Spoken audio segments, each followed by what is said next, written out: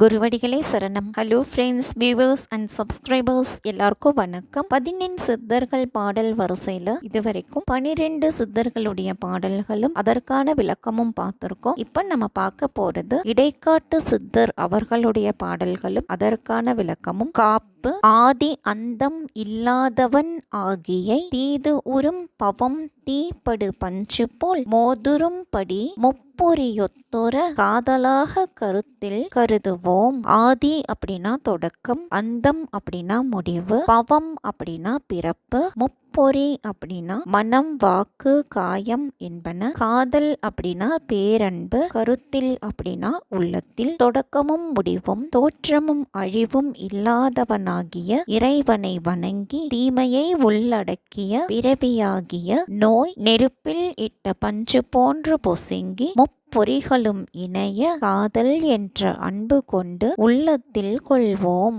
பாடல் 1. தாண்டவராய கோனார் கூற்று. எல்லா உலகமும் எல்லா உயிர்களும் எல்லா பொருள்களும் எண்ணறிய வல்லாளன் ஆதி பரம சிவனது சொல்லால் ஆகுமே கோனாரே. வல்லாளன் அப்படின்னா ஆற்றல் மிக்க சிவன். அனைத்து உலகங்களும் அனைத்து உயிர்களும் அனைத்து பொருள்களும் நினைத்தற்கரிய ஆற்றல் மிக்க முதல்வனான ஆதி பரம சிவனது சொல்லால் ஆகுமே கோனாரே. நமசிவாய என்னும் திருவைந்தெழுத்தால் சொல்லால் யாவுமே ஆகும் அப்படின்னு அர்த்தம். பாடல் 2. வானியல் போல் வயங்கும் பிரமமே சூனியம் என்றறிந்து ஏத்தாக்கால் ஊனியல் ஆவிக்கு ஒரு கதி இல்லை என்று ஓர்ந்து கொள்ளுவீர் நீர் கோனாரே.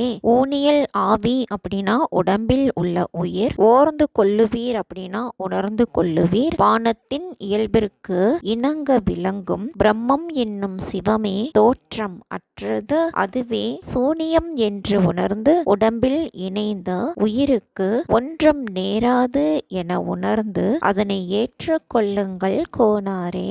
பாடல் 3. முத்திக்கு வித்தான மூர்த்தியை தொழுது முத்திக்கு உறுதிகள் செய்யாக்கால் சித்தியும் பத்தியும் சத்தியும் முத்தியும் சேராவாகுமே கோனாரே. வித்து அப்படின்னா விதை, முத்தி அப்படின்னா வீடு பேரு, மூர்த்தி அப்படின்னா சிவபெருமான், தொழுது அப்படின்னா வணங்கி, சித்தி அப்படின்னா அற்புத ஆற்றல். வீடு பேரு அடைவதற்கு விதையாக இருக்கும் சிவபெருமானை வணங்க வைராகியம் கொள்ளாவிட்டால் சித்தியும் பத்தியும் சக்தியும் முக்தியும் அடைய முடியுமா கோனாரே.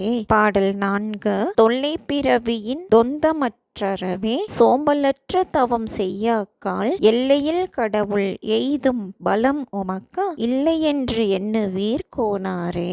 தொந்தம் அப்படின்னா தொடர்பு, தொல்லைகள் பல கொண்ட பிறவியின் தொடர்பு நீங்க சோம்பல் இன்றி தவம் செய்யாவிட்டால் எல்லையின்றி விளங்கும் இறைவனின் பதவி அதாவது பதம் உனக்கு கிட்டாது என்று உணர்வீர் கோனாரே.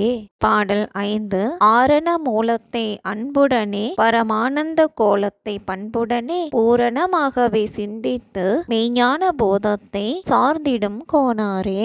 ஆரண மூலம் அப்படின்னா வேத நாயகனான சிவபெருமான், பூரணமாக அப்படின்னா முழுமையாக, மெய்ஞானம் அப்படின்னா உண்மை அறிவு. வேத நாயகனான சிவபெருமானை அன்புடனும் பேரின்ப அழகை நற்குணமுடனும் முழுமையாக சிந்தித்து உணர்ந்து மெய்ஞான அறிவினை சேர்ந்திருப்பீர் கோனாரே.